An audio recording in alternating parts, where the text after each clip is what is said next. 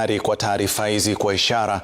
Na mtazamaji, runinga ya Citizen imepata picha za kipekee ambazo zinaonyesha namna maafisa wa polisi waliomfikisha marehemu Albert Ojwang katika hospitali ya Mbagathi hawakuwa na haraka licha ya madai ya polisi kuwa aliondoka kituo cha Central akiwa na majeraha yaliyohitaji huduma za dharura. Kanda hiyo imethibitisha polisi walichukua zaidi ya dakika 20 kumpeleka katika chumba cha dharura ambako wauguzi walithibitisha tayari alikuwa amefariki kabla ya kufikishwa hospitalini. Gatete Njoroge na taarifa hiyo.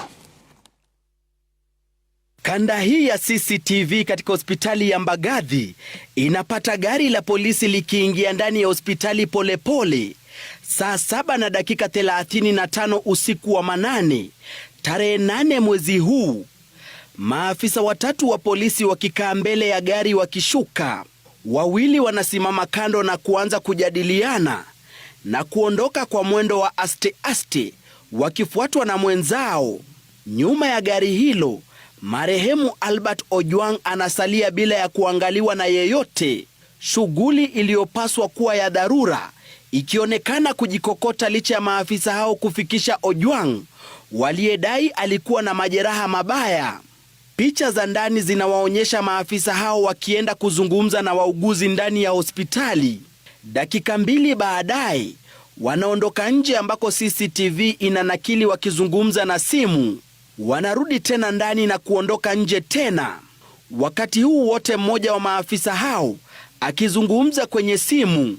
Baada ya dakika 10 hivi, mwendo wa saa 7 na dakika 46 usiku huo, maafisa hao watatu wanaonekana wakitoka ndani ya hospitali na machela ya kumbeba Ojwang. Kwa dakika zingine 10 wanajitayarisha kumwondoa Ojwang ndani ya gari la polisi wakiitisha usaidizi wa mlinzi wa hospitali. Takriban dakika 24 baada ya kufikishwa ndipo anaingizwa ndani ya hospitali. Hapa wanampeleka sehemu ya wagonjwa wa dharura ambako kwa dakika 10 walisalia ndani. Saa 8 na dakika 10 maafisa hao wanaondoka na mwili wa Ojwang baada ya hospitali kuthibitisha alifikishwa akiwa tayari amefariki. Mwendo wa saa 8 na dakika 15 usiku wa manane, gari la polisi linaondoka hospitali ya Mbagathi ikiwa imebeba mwili wa Ojwang.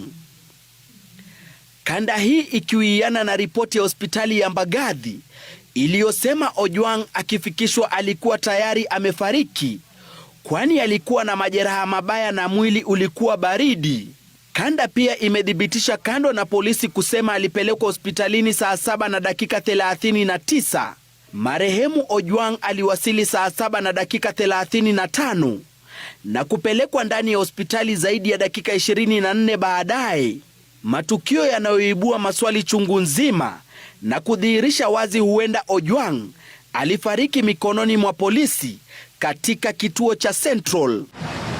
Kwingineko, mshukiwa Samson Talam ambaye ni afisa mkuu kituo cha Central anayezuiliwa na polisi kupitia mawakili wake amekana kuhusika na kifo cha Ojwang, akidai kuwa alikuwa amemwachia majukumu mdogo wake wakati mshukiwa alifikishwa kituoni. We shall be producing CCTV footage to show that he was nowhere near the police station called Central Police Station. Gatete Njoroge, runinga